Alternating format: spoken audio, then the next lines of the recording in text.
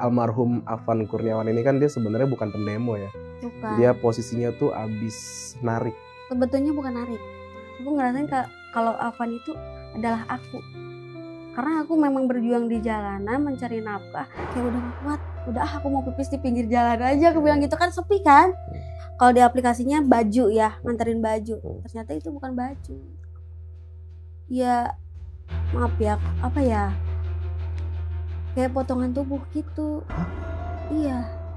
Terus itu ditaruh di?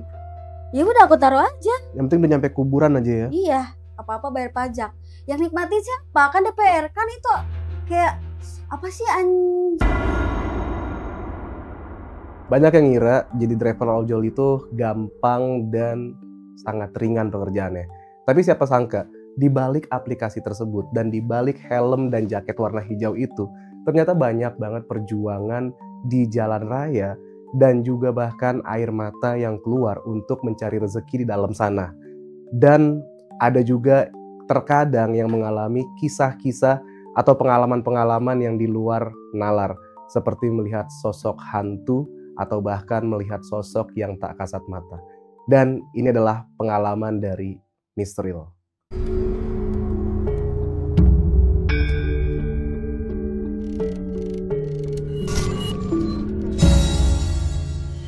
Yo, what's up bro? Balik lagi barengan gue Irfan Jayani. Dan di video kali ini gue kedatangan narasumber yang mengalami banyak kejadian mistis ketika sedang menarik ojol atau driver ojek online. Dan di sebelah gue udah ada orangnya atau narasumbernya, kita langsung sapa aja. Halo. Hai. Misril. Iya betul, AA. Kemarin sempet viral ya videonya ya? Iya, ada yang viral. Gimana nih kabarnya nih? Alhamdulillah saat ini baik. Baik ya. Nggak lagi baik-baik aja? Baik, baik dong. Masa nggak baik? Itu kemarin pas viral itu videonya tentang apa, Kak? Apa, Kak? Teh? Teteh boleh. Teteh. Orang Sunda mah gitu. Siap. Aku waktu viral itu, waktu itu lagi ngojek juga, lagi nganterin food. Bukan nganterin, lagi nungguin food lagi dimasak. Oke. Nah itu aku lagi tiktokan gitu kan, terus viral. Udah gitu sih. Oh, gara-gara tiktokan itu tadi ya. Nyangka nggak bakal serame itu videonya? Enggak. Gak nyangka itu. Dan itu akhirnya itu aku dikasih tahu sama teman-teman ojol aku di grup. Katanya lu videonya sampai kesebar gini gitu kan. Gak ngerti kan kalau anak-anak Gojek pasti ngomongnya, udah tuh lu kesebar banget sampai dibikin-bikin stiker-stiker kayak gitu. Kan dulu gak ngerti aku ya. Iya. Terus aku lihat, oh iya banyak banget nih yang nge-post aku bilang gitu. Kaget ya. Yang tadinya kan aku punya Instagram, followersnya cuma sedikit. Tiba-tiba membludak. Tadi awalnya berapa? Awalnya cuma berapa ratus biji. Berapa ratus biji ya? Terus sekarang jadi ratus ribu. Masya Allah, luar biasa ya. Rezeki gak ada yang tahu ya Kak ya. Nah, betul. Itu tahun berapa ya kejadian? Itu tahun 2017. 2017, iya. Oke. Luar biasa nih, gara-gara joget TikTok. Iya, gara-gara TikTok kan lagi ngojek. Bikin nambah bawa rezeki ya. Iya, amin, alhamdulillah. Oke teman-teman, seperti biasa kalau ada narasumber atau tamu yang datang ke Oma Bang Brew, kita ada ritual ya Kak. Apa jadi tuh? kita manggil setan. Enggak bercanda. Jadi kita seperti biasa kalau ada tamu atau narasumber kita kasih minum dulu. Apa tuh? Kirain kopi hitam. Air putih Kak. Kopi hitam. Tapi bisa sesuai request. Silakan diminum Kak. Terima kasih.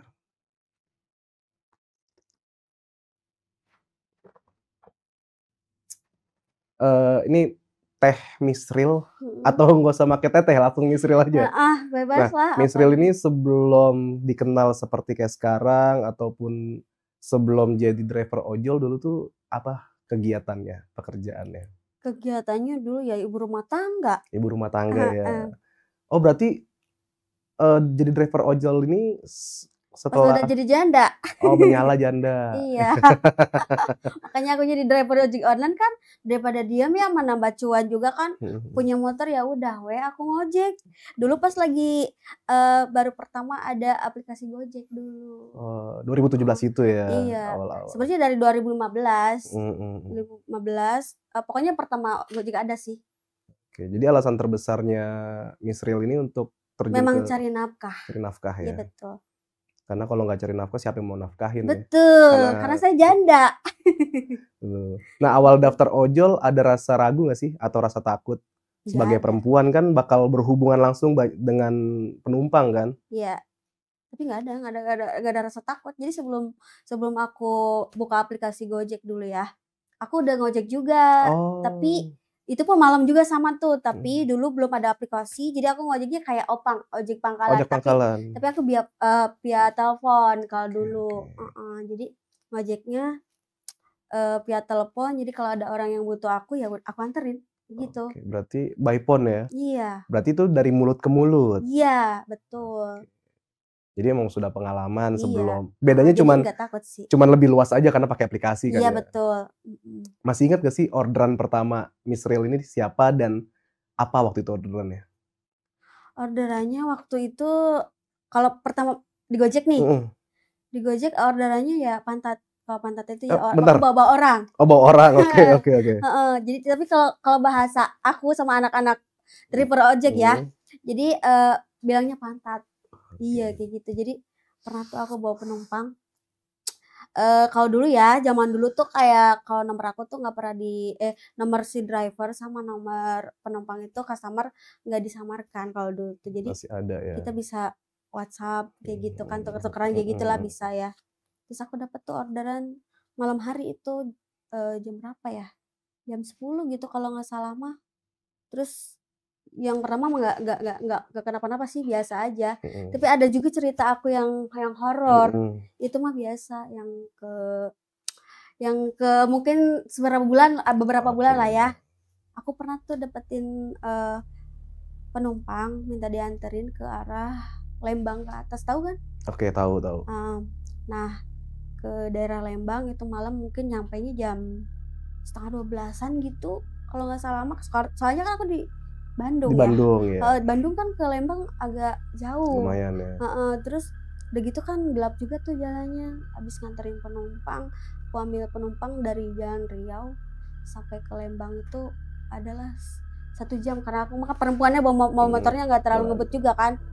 Nah habis nganterin aku balik udah nyampe ke alamatnya ya kan, ke titiknya. Terus aku balik, habis dari situ aku kayak pengen buang air kecil, pengen pipis.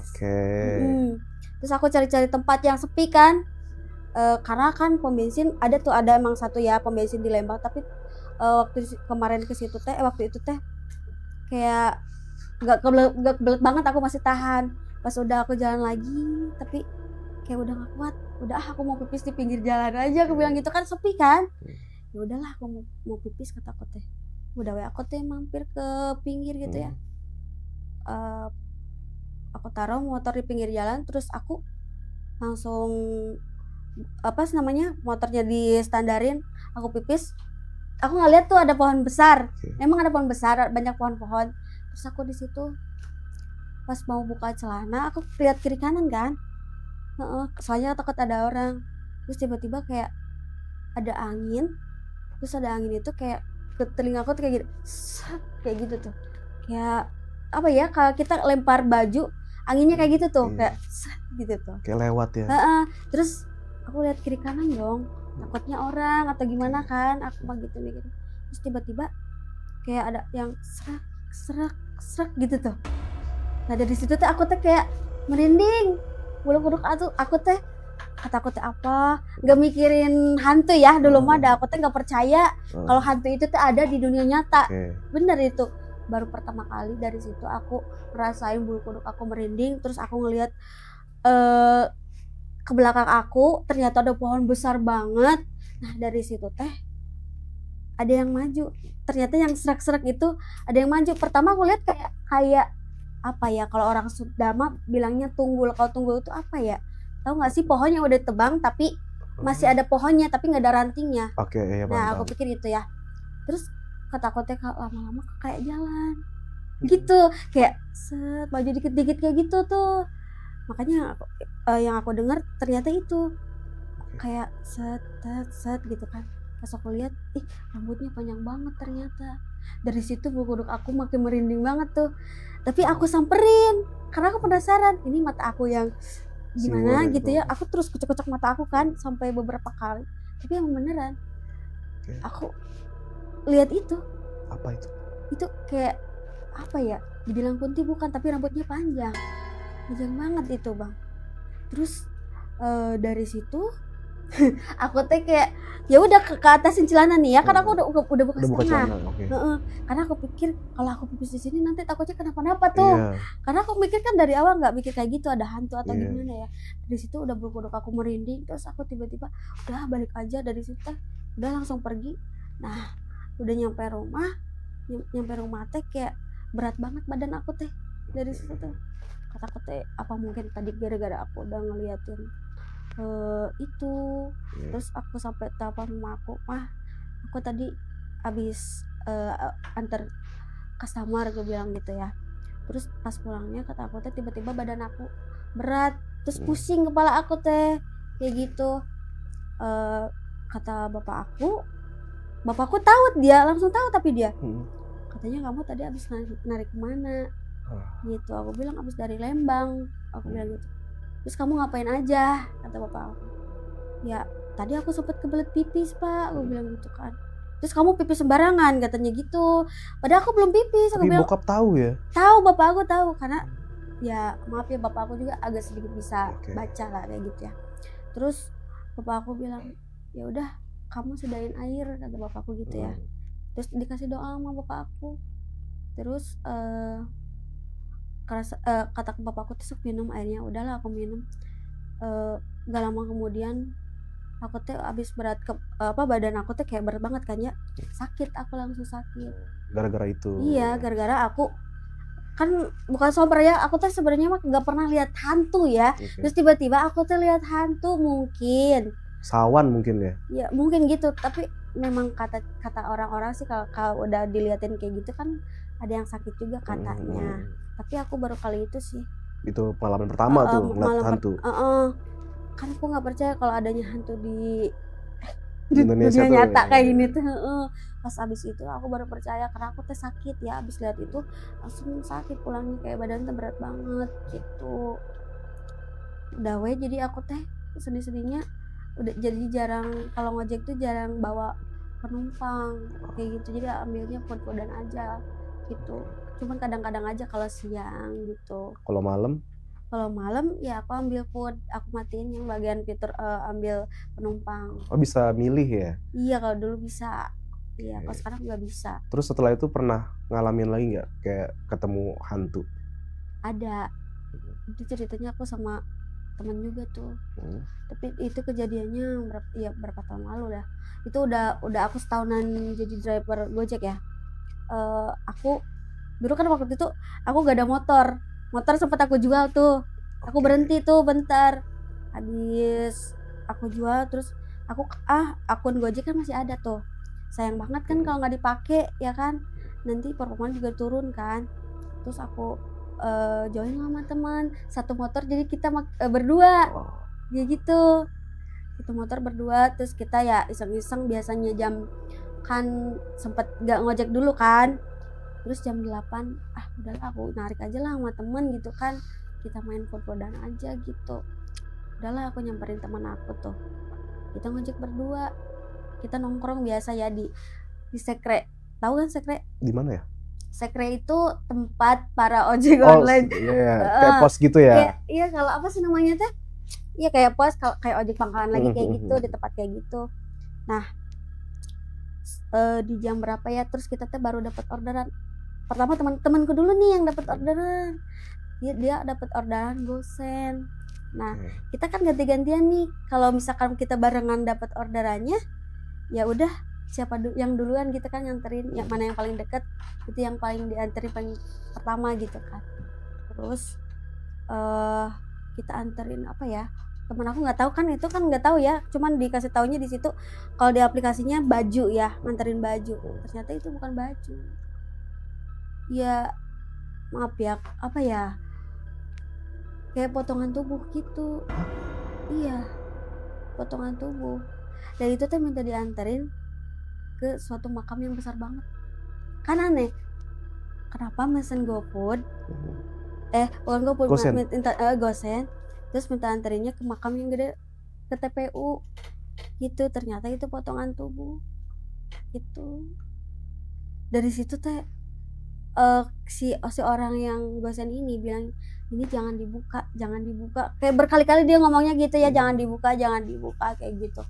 Terus ya kita penasaran tuh sepanjang jalan. Terus kan penasaran karena nganterinnya udah mau ke TPU, terus ini dalamnya apa. Aku mah mikirnya malah takut kayak kita nganterin sabu nih, takut kayak begitu ya kan, kayak nganterin narkoba apa gitu kan, kita takut disalahin gimana kan.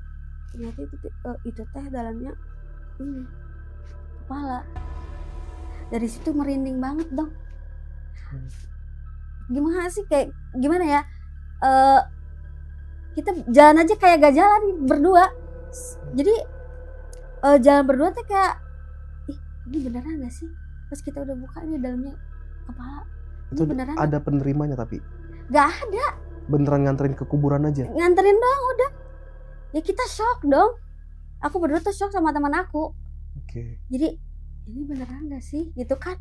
Ini beneran gak sih? Apa ini bohongan? Tapi emang udah kering itu posisi darahnya. Udah kering. Jadi kayak mungkin udah beberapa hari, nggak tahu ya. Mungkin 2 atau 3 hari, nggak tahu. Terus itu ditaruh di? Ya udah aku taruh aja. Yang penting udah nyampe kuburan aja ya? Iya, udah. Dari situ kita berdua kayak berasa mimpi. Kita jalan aja kayak udah sih jalan aja, tapi kayak gak jalan gitu. Jalan tapi kayak gak jalan. Kayak gimana ya, berat banget itu. Sumpah. Aneh. Karena ngeliat bawa kepala. Iya itu dia. Jadi nggak percayanya kita berdua tuh bawa kepala tanpa gimana. Terus yang anehnya itu ya kita kenapa penasaran pengen buka. Jadi kita tahu. Jadi shock kita berdua tuh. Jadi udahlah ayo balik. Terus kita balik berdua, kita ngobrol, terus kita ngumpul juga sama anak-anak. Lu bohong lu mah bohong. Pada nggak percaya. Iya pada nggak percaya. Sampai kita udah bilang sumpah demi Allah kayak gitu aja nggak percaya. Nggak ada yang percaya. Kan kalau anak-anak ojol pada begitu ya. Kalau bercanda tuh receh banget ya. Gitu. Tapi sebenarnya kalau kayak gosen gitu sendiri memang nggak boleh dibuka kan ya? Nggak boleh. Cuma karena kita penasaran. Karena diomongin itu tadi jangan dibuka. Jangan dibuka. Padahal kan kita juga udah tahu kalau driver memang nggak boleh buka pesanan orang, nggak boleh. Apapun yang kita anterin ataupun kita diorderin pun kita nggak boleh buka. SOP-nya seperti itu. Iya betul. Cuman karena diomongin. Karena diomongin begitu dan kita nganterinnya emang ke TPU, jadi kan mikirnya gimana gitu kan. Terus ini penerimanya nggak ada, nomor telepon aja nggak aktif. Tapi nggak curiga dari awal? Enggak. Karena kan terbungkus kayak kardus. Sekardus helm segede gitu. Oke. Ya udahlah aku buka kan sama teman aku. Pokoknya dari situ shock ngelihat kepala yang udah kering ininya mungkin ya bekas digorok atau apa kita nggak tahu ya. Cuman dari situ kita merinding, terus badan kita kayak berasa berat, bener-bener kayak berat tapi enggak gimana sih, kita berdua bawa motor kayak orang apa ya, shock ya. Shock banget, kita kayak pandangan pada kosong. Ini bener apa enggak gitu Kak. Udah kita tuh ngumpul-ngumpul, terus aku cerita sama teman-teman ya, ceritain. Teman aku nggak ada yang percaya, dikiranya udah aku bohong gitu kan. Karena ya kalau sama teman-teman tuh suka cerita receh, jadi mereka tuh nggak ada yang percaya. Ya. Padahal kita beneran berdua tuh emang nemuin hal seperti itu, dan baru kali ini dapat orderan, penerimanya juga nggak ada gitu. Bener di situ shock banget aku. Memang dari awal aja udah agak aneh ya. Ya aneh, memang udah agak aneh. Terus ya maksudnya berkali-kali dia bilang pas ngasihin kardusnya ini jangan dibuka. Ya kita nggak akan buka lah Pak, gitu kan, emang nggak boleh gitu. Cuman kita kan udah telepon customernya nih ya. Terus penerimanya juga udah nggak ini udah nggak balas chattingan, jadi udah lost gitu kan. Begitu dia ngasih paketnya sama dia bilang jangan dibuka, dia udah nggak aktif lagi. Maksudnya udah nggak aktif di aplikasi. Kan aku biasa gini ya, kalau lagi anter, Kak ini penerimanya nanti atas nama siapa gitu kan, misalkan atas nama Anu gitu kan. Ini penerimanya nggak ada, udah nganterinnya orangnya aneh, bilang jangan dibuka gitu terus, ya kita aneh ya. Ya udah penasaran, kita berdua buka aja gitu. Tiba-tiba ya itu. Tapi itu nge-pick up Belinya sendiri di rumah si pengirim atau Bukan. COD di luar? Di luar, dia posisinya kayak deket gang gitu sih. Bukan Bukan di di rumah, rumah. bukan di pinggir jalan dia. Ya nggak ada apa sih, mikir aneh-aneh lah ya kan, orang mau nganterin gosen apa aja ya kita mah ambil aja, kecuali kalau misalkan dia gosennya yang barang memang segede gaban kita tolak karena itu bukan kapasitas kita gitu. Kalau misalkan masih kayak dari 10 kilo ke bawah kita masih bisa bawa gitu, dan nggak gede kan. Kalau di situ kan ada ukurannya, bawa apa aja.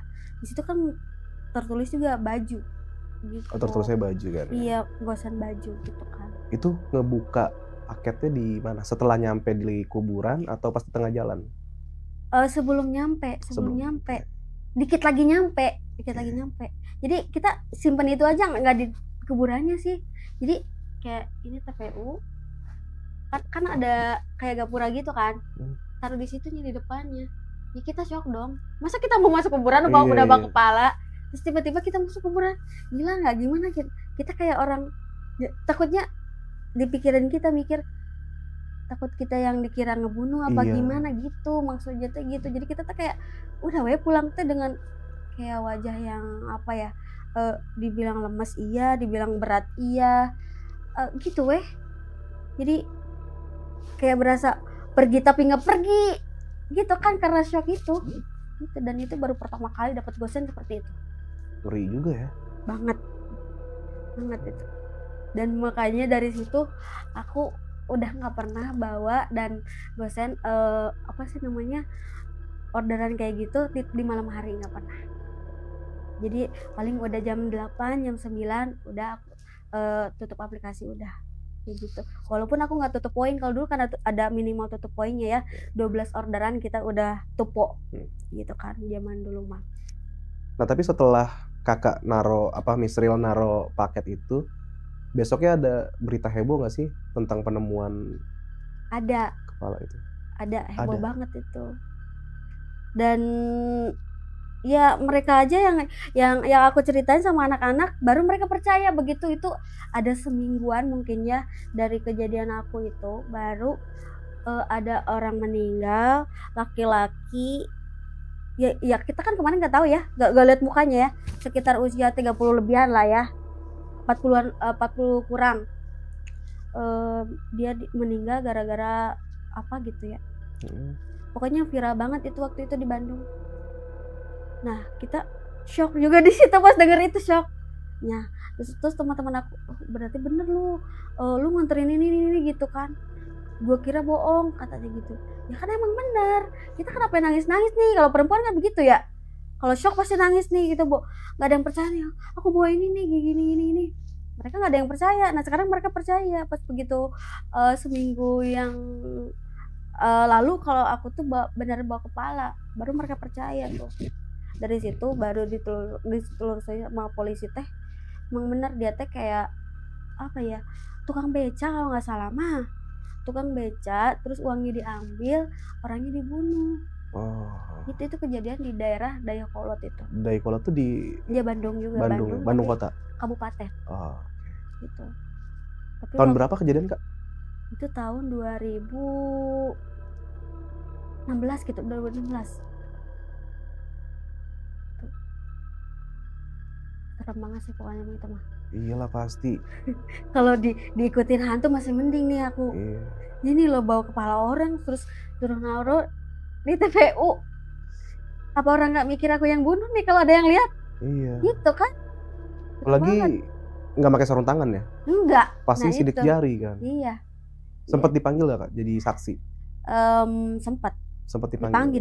Dipanggil karena kita kan namanya polisi kan pasti lebih detail, ini orderannya kemana, yang bawanya siapa, ceritanya bagaimana, kita di ini belum menghadap polisi. Ketangkep pelakunya? Enggak, hilang. Kita kan nggak tahu juga, kita cuma ngasih kesaksian doang gitu. Nomornya mungkin sekali pakai kali ya? Iya mungkin seperti itu. Terus dia nanyain ciri-cirinya orang yang gosenin seperti apa. Seperti apa sih? Masih ingat nggak ciri-cirinya kak? Ciri-cirinya masih ingat.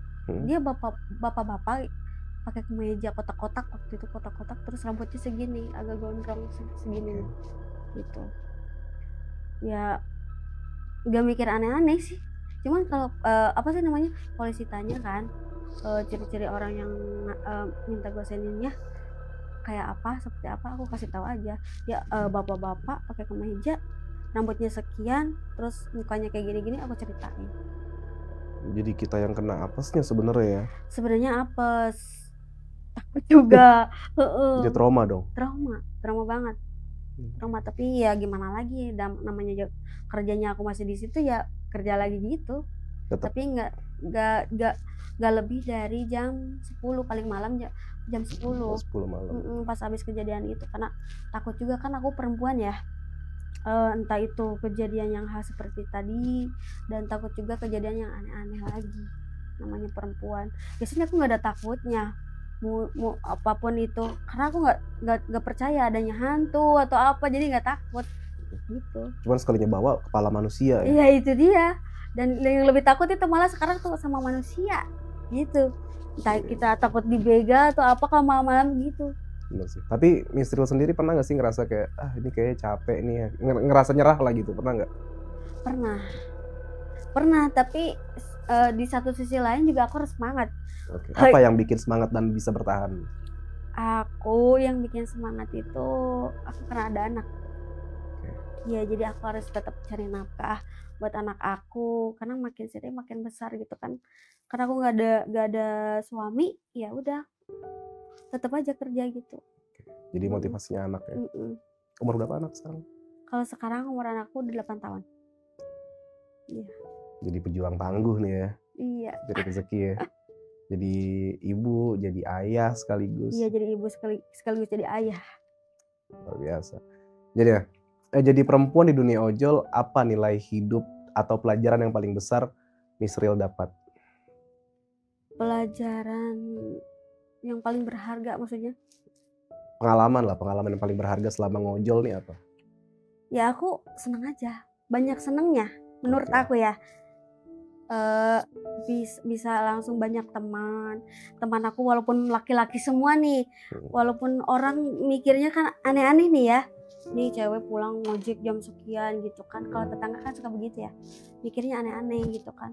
Tapi aku seneng ketemu sama orang baru, teman-teman baru, walaupun semua kebanyakan laki-laki, tapi dari situ juga aku dapat pelajaran baru banyak di situ, karena mereka nih pada punya istri semua nih. Aku dapat cerita-cerita dari teman-teman aku kayak gini, oh kita emang benar-benar berjuang di jalanan seperti itu gitu. Jadi ya udah sih, cerita-cerita aja. Jadi sebenarnya banyak yang berkesan juga, karena kita satu punya teman, dua kalau kerja jadi ojek itu nggak ada yang atur-atur, enak di kaki sendiri. Ibarat kata kita mau ngojek jam berapa, pulang jam berapa kan nggak ada yang ini, enak sih. Apa momen yang paling diingat dan sekaligus bikin Misril bangga selama ngojol? Yang bikin aku bangga, sebenarnya bukan lebih ke bangga sih, yang paling aku senang nih ya selama ngojek ya, kalau aku dapat orderan terus tiba-tiba dikasih tips. Buat para pelanggan nih, kalau dapat ojol minimal kasih tips. Jangan udah lah ngasih bintang 1. Aduh jangan ya. Bintang 1 minimal bintang 5 lah ya kalau nggak ngasih tips ya. Bintang 5. Tapi tolonglah kalau mesennya pas lagi hujan kasih tips, kasihan ojolnya. Terus. Tapi tips itu nggak berbentuk uang aja. Aku sering dikasih tips itu, kadang dikasih Indomie 3. Terus kasih berasnya kayak 1 liter. Sembako ya Allah ya. Itu namanya seneng banget. Kayak kita dapat duit 10 juta, sumpah. Karena kita nyari duit 5.000 aja susah. Kita makanya dikasih tips, misalkan habis nganterin apa atau kita nganterin orangnya, dikasih tips misalkan beras 1 liter atau dikasih Indomie 3, itu udah seneng banget. Udah kayak ya Allah bersyukur banget untuk hari ini, dan besok aku masih bisa makan kayak gitu. Dan itu kan kalau ngojek kita nggak tiap hari dapat orderan banyak, kadang minus, kadang plus gitu. Kalau plus kan ibarat kata kita tupo di 12 poin gitu kan, itu kan dapat insentif ke kitanya gitu. Jadi banyak lah perjuangan nyari uang di jalan raya. Banyak banget sih kalau aku ceritain semuanya mah. Gak akan kelar. Nggak akan kelar. Misril gimana nih ngelihat kemarin ada driver ojol yang dilindas oleh mobil aparat sampai harus kehilangan nyawa. Bahkan ini merinding lagi. Kemarin gue ngelihat videonya tuh jaketnya tuh sampai rusak parah, berarti kita bisa bayangin sendiri ya. Iya. Lukanya seperti apa almarhum Afan Kurniawan. Iya. Gimana ngelihatnya Kak? Sedih nggak? Sedih banget. Karena perjuangan aku juga di jalan seperti apa aku tahu. Dan aku juga sebagai driver ojol nyari duit, nyari nafkah di luar itu seperti apa aku tahu. Jadi sedih banget sih. Sedih bangetnya, apalagi yang aku tahu kan almarhum Afan ini kan dia tulang punggung ya. Iya. Tulang punggung dia sama seperti aku juga tulang punggung kan. Jadi aku mikirnya kayak ke diri sendiri, bagaimana kalau aku yang begitu. Iya Dia sih. masih ada ibu, adik-adik. Kalau aku ada ibu, ada anak, adik-adik juga yang harus aku nafkahin. Sedih banget sih. Benar-benar aku ngerasain bahwa itu aku, sumpah. Aku ngerasain kalau Afan itu adalah aku. Karena aku memang berjuang di jalanan mencari nafkah, terus tiba-tiba dia seperti itu. Kan dia nggak tahu nasibnya mau seperti apa, dia nggak tahu. Dan aku pun nggak tahu gitu kan kalau itu posisinya di aku. Nggak ngerti. Nggak ngerti maksudnya kayak gimana nanti orang tuaku, anak aku, siapa yang nafkahin gitu. Makanya aku mikir Afan itu kayak udahlah, dia mah pejuang yang benar-benar tangguh dan insya Allah lah matinya husnul khotimah dia. Amin, amin. Semoga diterima di sisi Allah ya. Iya. Dan mendapat tempat yang terbaik. Amin, amin. Nah, untuk Misril sendiri nih, ini kan sekarang udah masih nggak sih ngojol atau udah stop atau ganti profesi lain? Sekarang udah ganti profesi. Udah ganti profesi lain. Apa sekarang profesinya? Sekarang lebih aktif di entertain sih. Oke. Heeh. Konten kreator lah ya. Iya, gitu. Kadang photoshoot, kadang ya apa aja sih Kak, diambil aja aku mah. Yang penting jadi uang dan Iya, halal ya. dan halal aja gitu. Mau orang berpandangan apa, kayak cara mungkin berpakaian aku sekarang lebih terbuka gak kayak dulu ya. Tapi ya bodo amat lah, yang penting aku bisa makan dan tidak merugikan orang lain. Nah, menurut Misril, pengalaman jadi ojol itu masih berpengaruh nggak sih sama kehidupan sekarang? Masih. Contoh Kayak apa ya, berpengaruhnya gini ya, setiap aku lihat Gojek di jalan ya, atau aku lagi pesan Gojek, inginnya aku selalu ngasih. Itu menurut aku berpengaruh banget. Jadi posisinya aku masih merasakan nih, ini bagaimana kalau aku yang masuk begini, bagaimana aku yang jadi dia gitu. Kadang-kadang aku suka ngobrol nih sama ojol yang di pinggir jalan, kita tiba-tiba ngobrol random aja. Terus aku suka kasih ya makan atau apa gitu kan, rokok gitu. Jadi masih berpengaruh, nggak akan masih lupa. Berpengaruh ya. Nggak akan lupa. Sampai kapanpun ya. Sampai kapanpun. Kalau dari kayak jaket, sepatu yang dulu aku pakai semua masih ada. Iya, walaupun udah stop aja masih punya jaketnya ya. Iya, masih ada. Masih ada ya. Dan nggak akan aku buang. Walaupun teman-teman aku aja ini mau beli, nggak aku kasih. Walaupun aku udah berhenti ngojek. Karena ini udah, kalau kata aku mah ini teh titik terendah aku. Saat dulu mungkin ya beda sama sekarang lah ya. Kalau dulu tuh kayak makan aja susah, sampai 3 hari nggak makan. Itu beneran, bukan cerita loh, tapi itu beneran yang aku rasain. Jadi ini perjuangan aku gitu. Dan ini cerita benar-benar real yang aku nggak makan terus tiba-tiba aku ngojek dapat rezeki dari Gojek. Ya nggak bisa dicerita, pokoknya mah sedih banget. Makanya nggak akan aku lupain selama aku jadi driver Gojek. Terus aku mau kasih tips, boleh buat teman-teman Gojek? Boleh ya.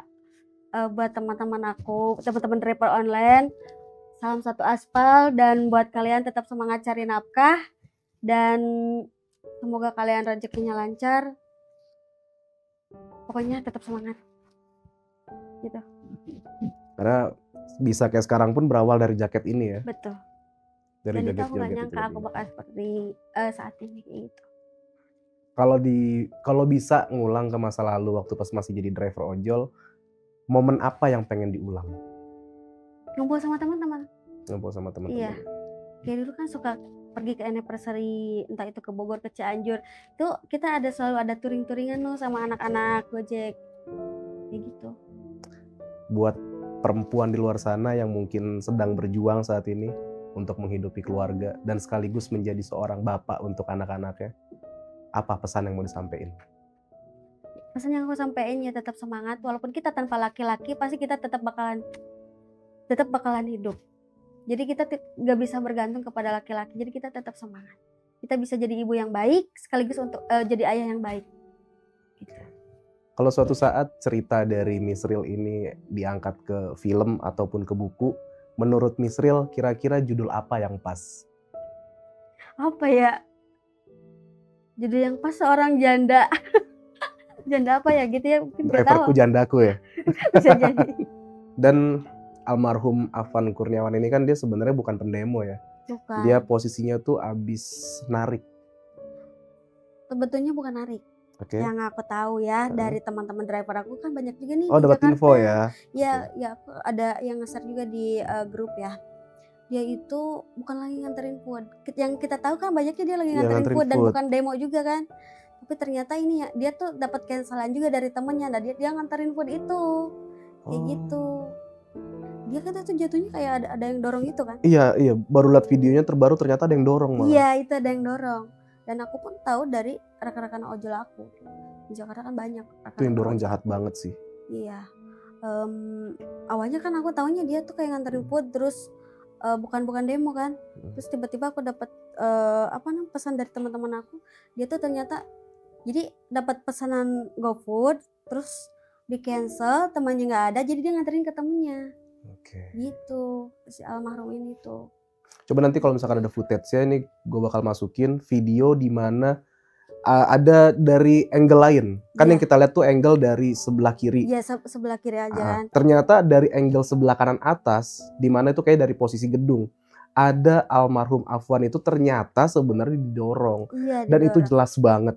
Iya. Buat kepolisian mudah-mudahan bisa nangkep lah orang pelaku yang pendorongnya itulah. Iya. Karena dia ngedorong itu tahu kalau mobil Brimob itu lagi ngebut.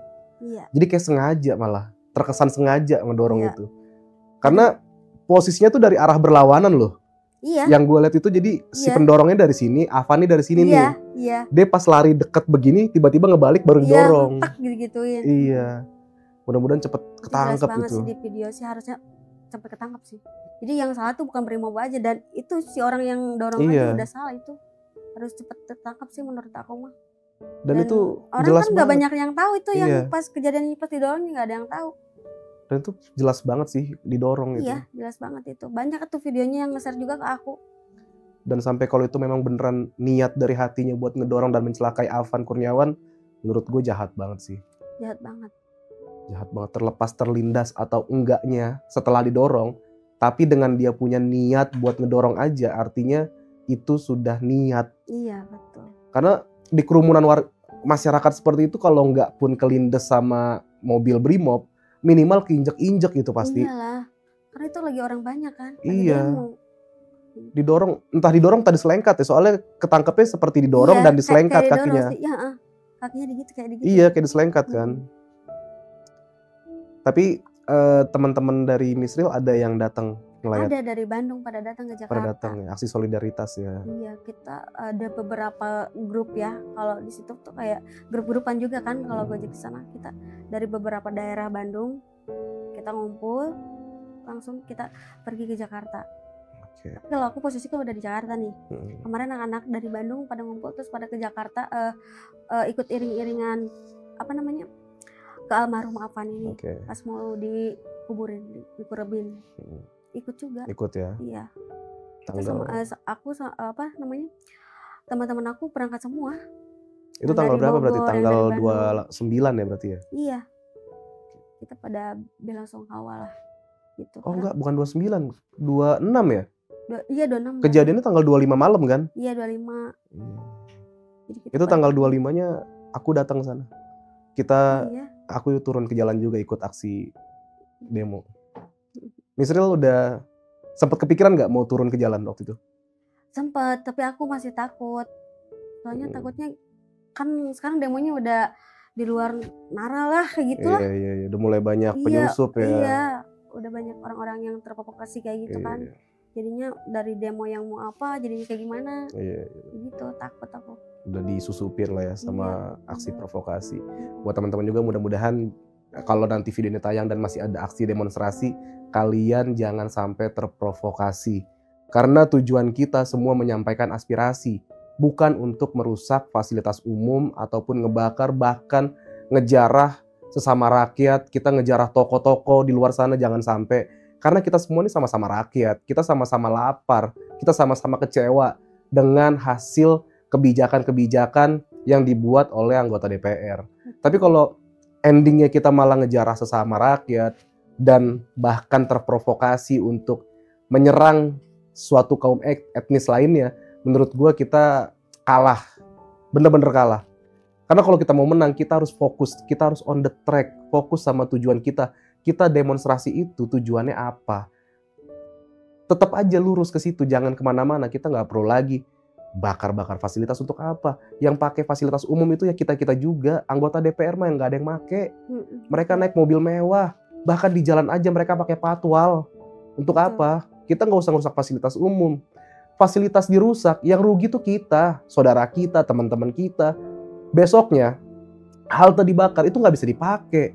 Padahal saudara kita, tetangga kita, teman-teman kita masih butuh fasilitas itu untuk mencari rezeki. Jadi tolonglah kalian jangan sampai terprovokasi. Bener nggak, Misril? Kalau misalkan Misril ada di depan gedung DPR dan dikasih toak, apa yang mau disampaikan? Kayak gajinya naik, kitanya malah susah. Ya pesan dari aku sih kayak gini ya. Kita sekarang yang bayar pajak kan, motor aja bayar pajak, segala bayar pajak, tanah bayar pajak, apa-apa bayar pajak. Yang nikmati siapa? Kan DPR, kan itu kayak apa sih anjir gitu kan. Masyarakat yang susah, yang nikmatinya siapa? Ya gitu. Sedangkan pas di demo, merekanya nggak ada. Ya iya, mereka pada kabur kan, malah pada keluar negeri. Ada yang di Singapura, ada yang di Cina, ada yang di Enak Australia. banget kan jadi anggota DPR. Apa Iya. kita harus jadi anggota DPR dulu biar hidup kita enak? Iya. Biar gak diinjek-injek jadi rakyat yang seperti kita. Kayak gitu. Iya, padahal kita bayar pajak tuh. Kan ada seruan stop bayar pajak. Tanpa kita sadar, kita ngomong kayak gitu aja. Kita makan di mall aja nih, makan hokben aja itu udah ada Itu kena pajak. Kita mau bikin dosa aja, dugem aja, Pakai itu bayar pajak. Betul. Dan pajaknya itu besar banget, bener. Pajaknya besar banget. Pajak dinaikin, tunjangan dinaikin. Yang menderita rakyat-rakyat juga. Iya. Dan kita mau bersuara, bukannya didengerin, malah pergi, malah nggak ditemuin. Sebenarnya Malah sembunyi mereka. kalau kemarin ditemuin di tanggal 25, diterima dengan baik, gue yakin banget sih. Gak akan serusuh ini Nggak sih. akan serusuh ini dan Nggak mungkin nggak akan kehilangan nyawa dari seorang Afan Iya, betul. Kurniawan dan juga beberapa nyawa yang ikut menjadi korban di Sulawesi Selatan, di Makassar khususnya. Itu ada beberapa orang yang loncat dari gedung dan juga yang terbakar di dalam gedung itu. Iya betul. Sebenarnya kalau itu diterima dengan baik dan didengarkan aspirasi rakyat, gue yakin banget nggak bakal kisruh. Karena udah banyak banget contoh di Yogyakarta, Sri Sultan Hamengkubuwono dia turun sebagai Sri Sultan. Karena dia punya mobil 2. Ada plat yang dia menjadi gubernur, ada plat dia yang sebagai menjadi sultan. Dia turun sebagai sultan dan bahkan diiringi dengan musik gamelan itu sendiri dari khas Jawa. Yang mana musik itu menggambarkan beliau benar-benar sedang seperti menerima tamu istimewa. Artinya Sri Sultan benar-benar menganggap rakyatnya itu adalah tamu istimewa untuk datang ke sana. Dan yang mengawal itu bukan patwal, tapi rakyat, para demonstrasi itu sendiri yang ngawal mobil Sri Sultan itu untuk masuk ke dalam kerumunan rakyat. Dan luar biasa, bener-bener tidak ada sama sekali tindak anarkis, tidak ada kerusuhan, bener-bener diterima. Dan banyak banget juga contoh di mana ketika demonstrasi datang dan diterima dengan baik, nggak ada kerusuhan. Sebenarnya itu sih, Pak, Bu, tolonglah pulang ke Indonesia, temuin para demonstran. Udahlah, capek lah kita main kabur-kaburan kayak gitu. Pulang ke Indonesia, temuin para demonstran, dengerin aspirasi rakyatnya. Kan Dewan Perwakilan Rakyat, mewakili rakyat. Betul. Jangan kita mau aspirasi, kita mau menyampaikan orasi, lalu pergi. Lalu yang mewakili kita sebagai rakyat siapa?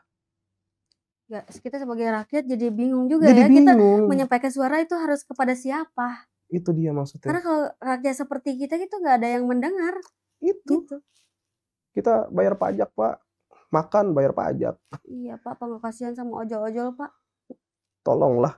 Walaupun telat-telat mah bayar pajak, tetap bayar pajak kita. Oke, Miss Ril, terima kasih banyak sudah mampir dan cerita pengalamannya. Semoga kedepannya jauh lebih baik lagi karirnya. Amin. Sebagai konten kreator ya. Amin. Buat teman-teman jangan lupa nanti follow konten-kontennya Miss Ril. Apa nama Instagramnya? @misril95. Miss Ril. Kalau kalian mau memperbarui timeline kalian di beranda Instagram, biar nggak lihat demo-demo dan kerusuhan, bisa follow akunnya Miss Ril ya. Boleh. Penyegaran timeline ya. Boleh. Buat teman-teman juga yang punya cerita horor ataupun kalian ingin bercerita di Om Abang Bre, boleh banget kalian komen di kolom komentar ataupun DM ke Instagram gue di sini atau juga email ke sebelah sini supaya kalian nanti bisa menceritakan pengalaman-pengalaman kalian yang menarik untuk diceritakan di Om Abang Bre. Dan buat teman-teman juga jangan lupa yang belum subscribe dulu dan juga di-share ke teman-teman kalian supaya banyak juga yang bakal melihat tentang kisahnya dari Miss Ril yang mana dia sempet mau kencing di pohon. Jadi sebenarnya buat teman-teman juga jangan kencing sembarangan. Iya betul. Selain kita ketemu sisi horornya pasti. Dan itu pamali, nggak boleh sebenarnya. Iya, yang ngerinya tuh ada orang apalagi perempuan ya. Kalau perempuan buka celana di pinggir jalan yang lewat sedang gesrek bisa terjadi tindak asusila. Betul.